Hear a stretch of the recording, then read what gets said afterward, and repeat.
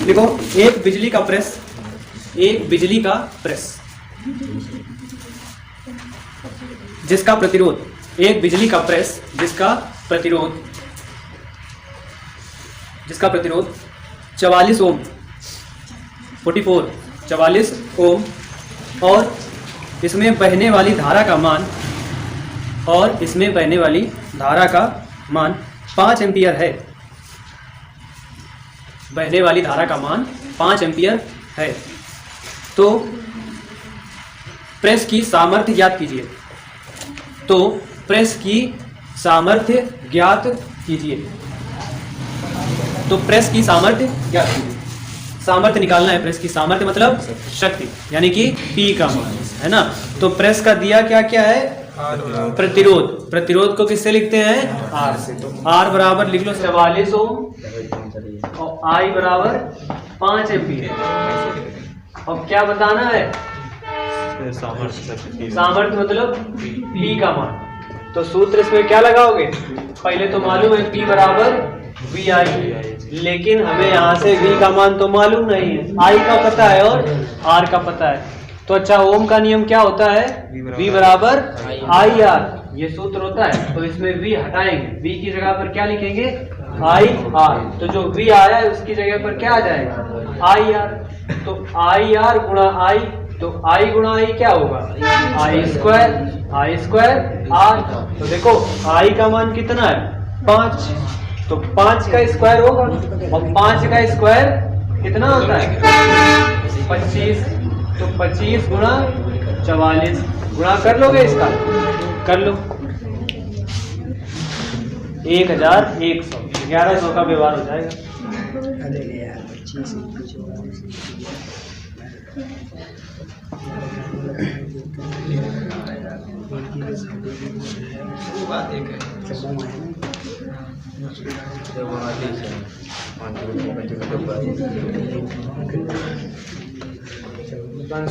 आ गया? कितना है? 1100। 44 गुणा 25 करने पर कितना आता है? 1100। मात्रा क्या लिखोगे इसका? वाट लिखोगे। अगला सवाल, नेक्स्ट क्वेश्चन।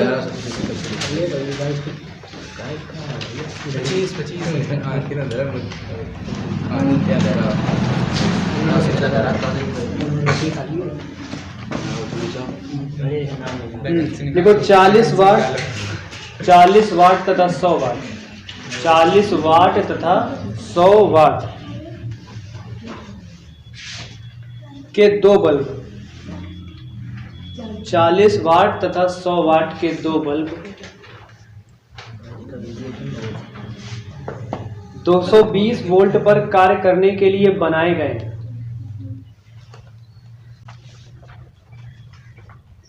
220 वोल्ट पर कार्य करने के लिए बनाए गए हैं।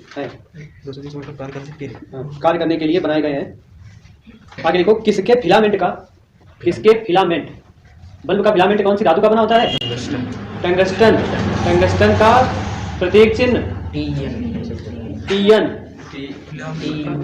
TN मतलब टंटेलम होता है। डी ब्लॉक का तत्व है। टंगस्टन का प्रतीक चिन्ह W होता है, केवल W। Capital W means tungsten. D block का एलिमेंट है, परमाणु क्रमांक इसका 76 76 नंबर का है। चलो आगे लिखो। बनाए गए हैं तो किसके फिलामेंट का प्रतिरोध अधिक है? और आगे लिखो, इन प्रतिरोधों का प्रतिरोध अधिक है। आगे लिख दो, इन प्रतिरोधों का अनुपात, इन प्रतिरोधों का अनुपात ज्ञात कीजिए। इन प्रतिरोधों का अनुपात ज्ञात कीजिए। तो इसका रेशियो भी बताना है, और ये भी बताना है कि इसके फिलामेंट का प्रतिरोध अधिक।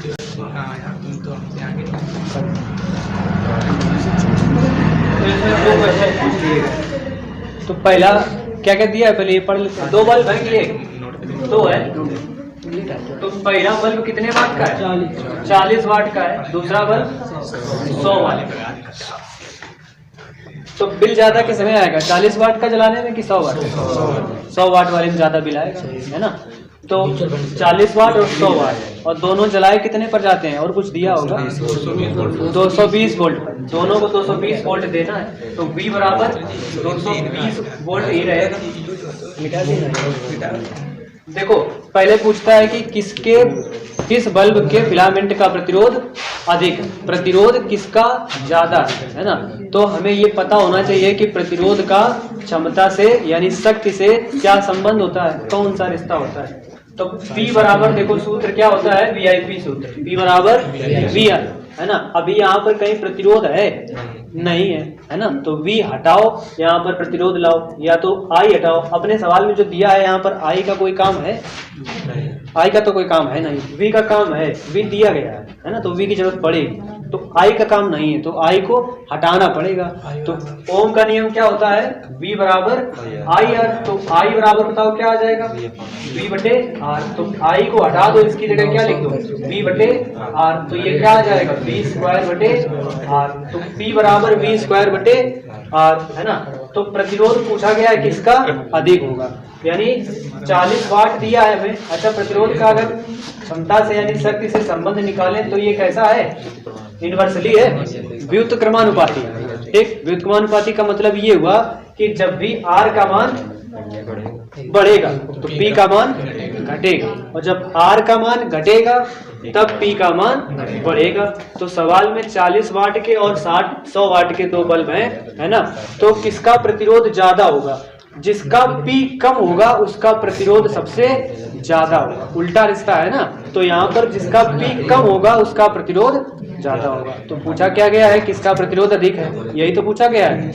तो जिसका P कम है, किसका P कम है, पहले वाले बल्ब का 40 वाट का, है ना। तो इस वाले रिश्ते से हम बता सकते हैं कि 40 वाट के बल्ब का प्रतिरोध जो है वो क्या होगा, सबसे अधिक होगा। तो यहाँ लिख देंगे 40 वाट के बल्ब का प्रतिरोध अधिक होगा। अच्छा, दूसरी बार में क्या निकालना है, अनुपात, दोनों प्रतिरोधों का अनुपात। तो प्रतिरोध का सूत्र अब ये पता हो गया हमें, P बराबर V स्क्वायर बटे R। तो इसके लिए हम दोनों के लिए निकाल लेंगे, प्रतिरोध निकालने पड़ेंगे। P बराबर V स्क्वायर बटे R। अच्छा, यही अगर हम R बराबर कह दें तो V स्क्वायर बटे P आ जाएगा, है ना। तो R1 कह दो और इसको P1 कह दो, क्योंकि बल्ब दो है तो दोनों की अलग अलग होगी, P1 और P2। तो P1 40 और P2 100, है ना। तो P1 की जगह पर कितना लिखोगे, 40। अच्छा, वोल्टेज जो है वो दोनों के लिए क्या है, बराबर है। ठीक, दो ऑप्शन है तुम्हारे पास, या तो इसको लॉन्ग मेथड से सॉल्व करो, या तो दो समीकरण बना लो और आराम से डिवाइड कर दो, अनुपात निकल आएगा। तो समीकरण बना करके डिवाइड कर दोगे, आसानी से बच जाएगा, उसमें ना देखो। अब ये इतना रिकॉर्ड हो गया, ये बताएंगे भाई पास में देखें। R2 बराबर क्या आएगा, V स्क्वायर बटे P2। दूसरी बराबर देखो, दूसरा समीकरण कैसे बनेगा भाई, बल्ब पहला था तब R1 था और P1 था, और जब बल्ब दूसरा आ गया तो R2 हो जाएगा और P2 हो जाएगा, है ना। तो इसमें ये समीकरण नंबर 1 डाल दो और ये समीकरण नंबर 2 डाल दो। तो अब समीकरण फर्स्ट बटे सेकंड कर दो, तो क्या आएगा, R1 बटे R2 बराबर V स्क्वायर बटे P1 इंटू P2 बटे V स्क्वायर, यही तो आएगा। देखो इसका डिवाइड करेंगे तो अंदर अंदर गुणा होगा, बार बार गुणा होगा। तो जो बीच वाला पद है वो P1 के साथ में आ जाएगा, जो नीचे वाला है वो ऊपर पहुंच जाएगा। क्या कट गया यहाँ पर, ये कट गया, V स्क्वायर से V स्क्वायर कैंसिल। तो R1 बटे R2 बराबर P2 का मान कितना था, 100 बटे P1 का मान क्या था, 40। तो 100 बटे 40। अनुपात बताना है तो भाग देने की जरूरत नहीं है, अनुपात में निकाल लेंगे, दशमलव ना लगाने की जरूरत नहीं, 0 से 0 कट जाएगा, 2 पंचे 10 और 2 दूनी 4। तो अनुपात क्या आ गया, 5:2। तो दोनों बल्बों के प्रतिरोधों का जो रेशियो आ गया वो 5:2 आ गया। लगा लो, लिखो 12 वोल्ट की कार बैटरी से 12 वोल्ट की कार बैटरी से 12 वोल्ट की कार बैटरी से जलाने के लिए हेडलाइट में 60 वाट का बल्ब चाहिए। 60 वाट का बल्ब हेडलाइट में 60 वाट का बल्ब चाहिए। यह बल्ब कितनी धारा लेगा, यह बल्ब कितनी धारा लेगा तथा इसके लिए कितने प्रतिरोध का तंतु लगा होगा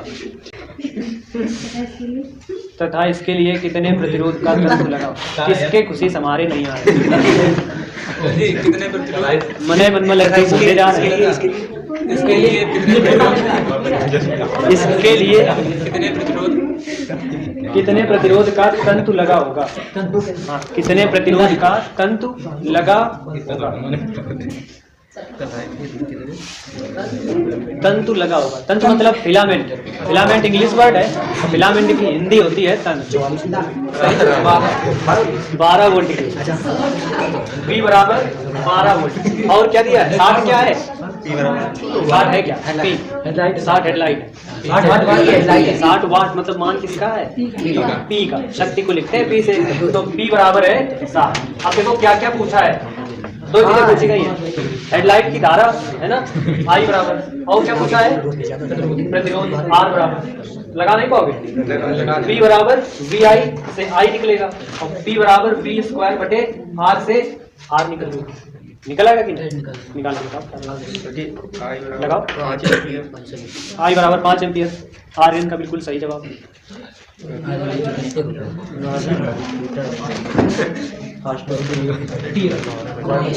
पहला 5 क्या है ये? एम्पियर। अब तुम निकाला क्या है? 5 निकल गया एम्पियर। हाँ एम्पियर है। देखो I बराबर क्या आएगा? P बटे P कितना है? 60 बटे 12 पंचे 60, तो I बराबर 5 एम्पियर। R निकालना है तो R बराबर V स्क्वायर मतलब 60 गुना 60 बटे कितना है? P का मान कितना है? V का मान कितना है? 12 है ना, तो 12 गुना बटे P का मान 60, तो 12 का गुना 12 से 12 का स्क्वायर 144 बटे 60। 60 का इसमें भाग दे दोगे तो 2.4 होगा। 60 दूनी 120 और 24 बचेंगे, दशमलव लगाने पर 240 हो जाएगा। तो 6 चौक 24 240 आ जाएगा। 2.4 ओम 2.4 ये प्रतिरोध।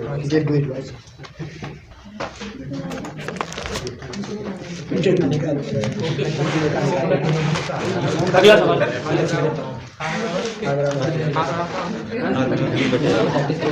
देखो अगला सवाल एक 220 वोल्ट 220 वोल्ट। हाँ सब्सक्राइब भी करना है और बेल आइकन को भी और लाइक भी करना है, कमेंट भी करना है, लाइक भी करना है और शेयर भी करना है। शेयर भी करना है, मोबाइल में डाउनलोड अगर किसी ने जैसे ये वीडियो मतलब वीडियो क्या देखा होगा, तुम लोग व्हाट्सएप चलाते हो, कोई अगर ऐसे फोटो भेज दे जैसे हनुमान जी की, सही बिल्कुल सही, और उसमें लिखा हो कि 11 लोगों को जरूर शेयर करना, तो चाहे मर जाए चाहे बैटरी डाउन हो 11 बार का 51 बार शेयर कर देंगे। लेकिन अगर हम कह रहे हैं कि ये वीडियो शेयर करें तो उसको नहीं करेंगे। उसमें जब नहीं है कुछ नहीं। देखो जितने लोग जो प्लेटफॉर्म यूज करते हो, फेसबुक यूज करते हो, वहाँ पर शेयर किया करो। 1-2 लोग हैं जिनको कभी कभी हमने फेसबुक पर अपने वीडियो शेयर करते हुए देखा और किसी को देखा ही नहीं। एक 220 तथा 100 वाट के बल्ब को 220 वोल्ट तथा 100 वाट के बल्ब को 110 वोल्ट के स्रोत से जोड़ा जाता है। 110 वोल्ट के स्रोत से जोड़ा जाता है, तो बल्ब द्वारा प्रयुक्त वैद्युत शक्ति की गणना कीजिए। बल्ब द्वारा प्रयुक्त वैद्युत शक्ति की गणना कीजिए। बल्ब द्वारा प्रयुक्त वैद्युत शक्ति की गणना कीजिए। वैद्युत शक्ति की गणना कीजिए।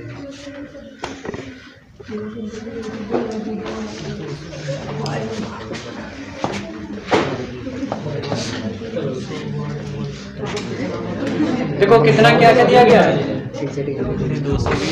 220 वोल्ट। तो V बराबर 220 वोल्ट। और क्या दिया है, 100 वाट। ये बल्ब है और इसको स्रोत से जोड़ा जाता है, तो स्रोत कितने वोल्टेज का है, 110 वोल्ट है ना। और निकालना क्या है इसका, हमें शक्ति। शक्ति क्या होता है, P बराबर V² बटे P का मान बताना है। V में दिया गया है स्रोत का वोल्टेज कितना है, 110 वोल्ट, ठीक। लेकिन हमें बल्ब का प्रतिरोध नहीं पता है ना, तो प्रतिरोध निकलेगा यहाँ से, ठीक। प्रतिरोध निकाल के इस फॉर्मूले में रख देंगे तो इसकी क्षमता शक्ति निकल आएगी P। देखो यहाँ से भी एक P का मान है, ठीक है।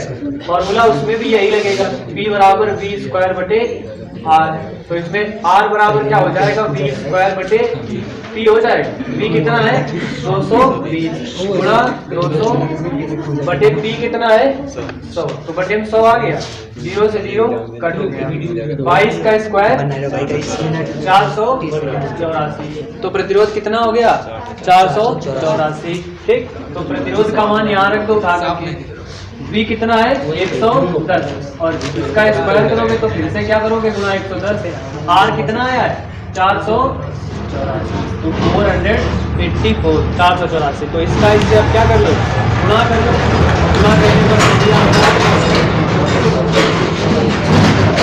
484 लिखा था, कटने में दिक्कत हो गई। 22 गुणा 22 लिख लो, बात आसानी से कटने वाली संख्या हो गई, काट दो। कैलकुलेशन में तो फंसते हो, तो हम लगा देंगे तो लग जाएगा।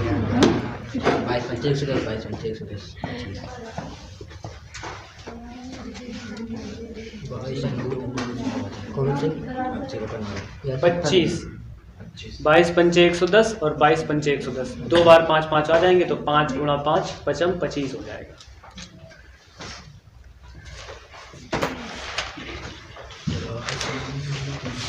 बाकी वो V माना 220 वोल्ट वो दिया था, बल्ब का है वो। बल्ब खरीदा तो बल्ब के ऊपर लिखा होता है ना 220 वोल्ट और 100 वाट लिखा होता है, तो वो वाला है। और जब स्रोत से जोड़ रहे हैं तो कितना स्रोत है, हम उसको दे तो 110 वोल्ट रहे हैं, वो अलग वोल्टेज है, तो वो अलग है। अब जरूरी तो नहीं कि 220 वोल्ट का बल्ब खरीद के लाओ तो उसको 220 एम लगाओ, कम भी तो लाइट आती है, पूरी थोड़ी ना आती है। धीरे चलिए बच्चे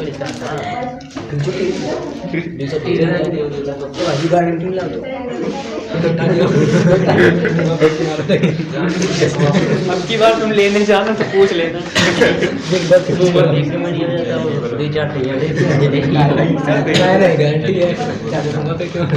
अगला सवाल, अगला बहुत ही इम्पोर्टेंट सवाल।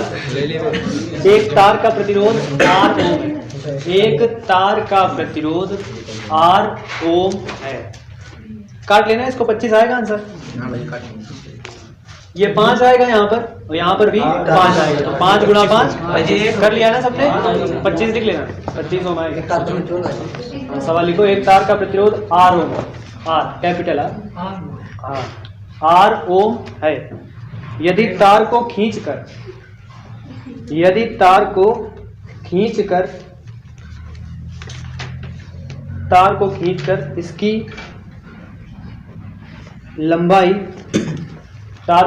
इसकी लंबाई, प्रारंभिक लंबाई की n गुनी कर दें, प्रारंभिक लंबाई की n गुनी कर दें, तो तार का नया प्रतिरोध क्या होगा? तो तार का नया प्रतिरोध क्या होगा? तार का नया प्रतिरोध क्या?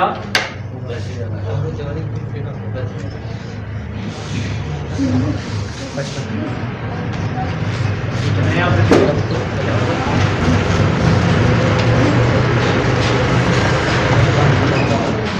देखो, ये सवाल कुछ उसी तरह से है जैसे कि 10th में पढ़ा होगा कि 3 लोहे की छोटी छोटी गोलियां हैं, उनको पिघला करके आपस में जोड़ा जाता है और एक बड़ा गोला बनाया जाता है ना। तो पिघला करके जब बड़ी चीज बनाई जाती है तो क्या नहीं बदलता है? आयतन उसका कभी नहीं बदलेगा। तार है तार को खींच दिया, अगर पदार्थ का जो तार है वो 50 ग्राम का होगा तो क्या वो 100 ग्राम का हो जाएगा? उतना ही बड़ा तो रहेगा, जितना उसका द्रव्यमान शुरुआत में था उतना ही रहेगा। इसका मतलब उसका आयतन नहीं बदलने वाला, लंबाई बदल जाएगी। बेशक बढ़ा रहे हो ना, खींच रहे हो पकड़ के, तो लंबाई तो बदल जाएगी। तो हमने मान लिया कि तार का जो क्षेत्रफल था शुरुआती, ठीक, माना तार का क्षेत्रफल, प्रारंभिक क्षेत्रफल, तार का प्रारंभिक क्षेत्रफल बराबर ए और लंबाई बराबर एल, लंबाई एल और प्रतिरोध आर। तो लंबाई एल हो गया, क्षेत्रफल ए हो गया, प्रतिरोध आर, ठीक है। अब होता क्या है, तार को खींचा जाता है, तो जब खींच दिया जाएगा तो उसकी जो लंबाई है, लंबाई बढ़ करके हमने मान ली लंबाई एल डैश हो गई और उसका क्षेत्रफल भी बढ़ करके क्या हो गया, ए डैश हो गया, है ना। तो ये क्या है, आयतन है, एरिया गुणा लंबाई, तीन चीजें हो गई। एरिया में क्या क्या होता है, लंबाई और चौड़ाई। एल इसमें हमने और शामिल कर लिया तो ये क्यूब में बन जाएगा, मीटर क्यूब होगा अगर मात्रक लिखेंगे तो, ये भी मीटर क्यूब होगा। तो ये आयतन इसका कभी भी नहीं बदलने वाला है, ये लंबाई और एरिया का मल्टीप्लाई ही क्या है, आयतन है, वॉल्यूम। और खींच करके तार को कितने गुना किया जाता है, एन गुना किया जाता है, ठीक। इससे आगे के सवाल सॉल्व हो गए। अभी आगे सवाल आएगा कि तार को खींचकर 3 गुना कर दिया जाता है, तब वो एन की वैल्यू होगी, ठीक। अभी हम लोग प्रॉपर फॉर्मूला बना रहे हैं। तो ए एल बराबर ए डैश एल डैश और एन। ए एल क्या है, प्रारंभिक क्षेत्रफल और प्रारंभिक लंबाई, और ए डैश क्या है, अंतिम क्षेत्रफल, खींचने के बाद क्षेत्रफल और खींचने के बाद की लंबाई, है ना। तो ए डैश एल डैश खींच करके कितना किया जाता है, एन गुना किया जाता है, ठीक है। तो अब देखो यहाँ से हम लोग निकाल सकते हैं जो प्रारंभिक प्रतिरोध होगा। रामलाल वाला फॉर्मूला याद करो, क्या होता है, रो बराबर आर ए बटे एल, ठीक। यहाँ से अगर हम आर बराबर निकाले तो क्या आएगा, आर बराबर, आर को इधर रोक लो, एल इधर पहुंच जाएगा और ए बटे में आ जाएगा। तो रो इंटू एल बटे ए, यही तो आ जाएगा। तो ये तार का क्या आ गया, प्रारंभिक प्रतिरोध, ठीक। प्रारंभिक प्रतिरोध यही होगा और खींचने के बाद प्रतिरोध भी बदल जाएगा। खींचने के बाद प्रतिरोध हमने मान लिया आर डैश हो गया, ठीक। और लंबाई तो एल डैश पहले मान ली थी और क्षेत्रफल भी ए डैश मान लिया था। तो आर डैश बराबर विशिष्ट प्रतिरोध उसका नहीं बदलेगा, एल डैश और बटे में क्या आ जाएगा, देखो ये जो निकला था इसको समीकरण नंबर 1 और इसको डालो समीकरण नंबर 2, ठीक है। तो समीकरण फर्स्ट बटे सेकेंड, तो आर बटे क्या आएगा, आर और उधर साइड क्या आएगा, रो एल बटे ए और पूरे के बटे क्या आएगा, रो एल डैश बटे ए डैश, है ना। यानी रो एल डैश बटे वाला ए डैश मतलब के ऊपर पहुंच जाएगा। तो ये रो से रो कैंसिल हो जाएगा, ठीक है। तो देखो क्या आया है, एल डैश जो है ये एल के बटे में लिख लो और जो ए डैश है इसको ए के बटे में लिख लो। तो ए डैश बटे ए और इधर क्या चल रहा है, आर बटे आर डैश, यानी आर बटे आर डैश बराबर क्या आ गया, एल बटे एल डैश इंटू ए डैश बटे ए। देखो शुरुआत से समझना, सवाल में क्या किया था, माना तार का प्रारंभिक क्षेत्रफल ए, लंबाई एल, प्रतिरोध आर, तब उस तार का प्रतिरोध का सूत्र क्या होगा रामलाल वाले से, आर बराबर रो इंटू एल बटे ए आ गया। ये प्रारंभिक प्रतिरोध है और फिर तार को खींचा गया। तो खींचने के बाद हमने मान लिया क्षेत्रफल ए डैश हो गया और लंबाई एल डैश हो गई। खींच करके उसने कहा है कि तार को एन गुना कर दिया जाता है, ठीक, एन गुना हो गया। तो खींचने के बाद उसका प्रतिरोध भी आर डैश हो जाएगा। तो आर डैश बराबर सूत्र वहीं से क्या बन जाएगा, रो क्या है, विशिष्ट प्रतिरोध, ये तो बदलेगा नहीं, ये वही रहता है। तो एल डैश और बटे ए डैश, लंबाई और क्षेत्रफल थोड़ा सा चेंज हो जाएगा। अब क्या किया हमने, समीकरण फर्स्ट इसको डाल दिया था, इसको 2 डाल दिया, तो समीकरण 1 बटे 2। तो यहाँ पर आर बटे आर डैश। अब देखना जो ये वाला रिलेशन निकला, ठीक है, यहाँ से हम लोग एन का मान निकालें। जो ए डैश है इसको इधर ले आओ तो ए बटे ए डैश हो जाएगा। जो यल है इसको उधर ले जाओ तो यल डैश बटे यल हो जाए और बराबर क्या है, एन, ठीक। तो देखो जरा ध्यान से, ये क्या लिखा है, ए बटे ए डैश, और ये क्या लिखा है, एल डैश बटे एल, बराबर में क्या लिखा है, एन। और यहाँ भी क्या लिखा है, सब कुछ वही लिखा है ना, वही लिखा है कि नहीं लिखा है, ध्यान दो, देखो लिखा है, उसको उल्टा कर दोगे तो वही तो चला जाएगा। ये आपस में क्या है, बराबर है। जब बराबर है तो बराबर लिख सकते हैं, है ना। इसको ऊपर कर दो, इसको नीचे कर दो, तो ये यही बन जाएगा, है ना। देखो इसको हम लोग ऐसे भी लिख सकते हैं, या 3 बार बराबर लगाया ना, तो इस पर तो कोई इफेक्ट पड़ने वाला नहीं है, ये इस पर इफेक्ट पड़ जाएगा। इसको उल्टा कर दो तो ये ए डैश बटे ए हो जाएगा, इसको उल्टा कर दो तो यल बटे यल डैश हो जाएगा। ये बराबर किसके है? एन के। ठीक, 3 बार बराबर लगाया ना उसमें, वो नहीं बदलेगा। जब किसी भी सवाल में 2 बार इक्वल लग जाता है तो उतना ही चीज बराबर करते हैं जितनी एक बार में होती है। तो ये केवल इसके बराबर होगा, तो इसमें बदलाव किया हमने। ऐसा क्यों किया? क्योंकि यहाँ पर ये आ गया। तो यल बटे यल डैश और ए डैश बटे ए, दोनों का आई मान है कितना? एन है। तो इसकी जगह पर भी क्या लिख सकते हो? एन। इसकी जगह पर भी क्या लिख सकते हो? एन। तो आर बटे आर डैश बराबर क्या आ गया? एन गुणा एन। और एन गुणा एन क्या होता है? N square. और ये जो आर डैश है इसका इसमें क्या करवा दो? गुणा करवा। तो ये क्या आ जाएगा? आर बराबर एन स्क्वायर आर डैश। ठीक, यानी कि जो प्रतिरोध है वो लंबाई में खींचने पर शुरुआती प्रतिरोध का एन स्क्वायर गुना हो जाता है ना। यानी अगर सवाल का होगा, सवाल में लिखा होगा कि प्रतिरोध को, शुरुआती प्रतिरोध मान लो 20 ओम है और खींच करके तार को 2 गुना कर दिया जाता है, तो 2 गुना वो एन का मान होगा, एन बराबर 2। तो तुरंत से हम उसका स्क्वायर करेंगे और जो प्रतिरोध दिया होगा उससे गुणा कर देंगे। अगर 2 गुना है तो 2 का स्क्वायर 4, और प्रतिरोध शुरुआती 20, तो 4 का गुणा 20 से कर दो, सीधे आ जाएगा 20। ठीक, तो ऐसे सवाल लिखे 1 नंबर में खूब सारे आते हैं, ये भी आता है, नोट कर लो।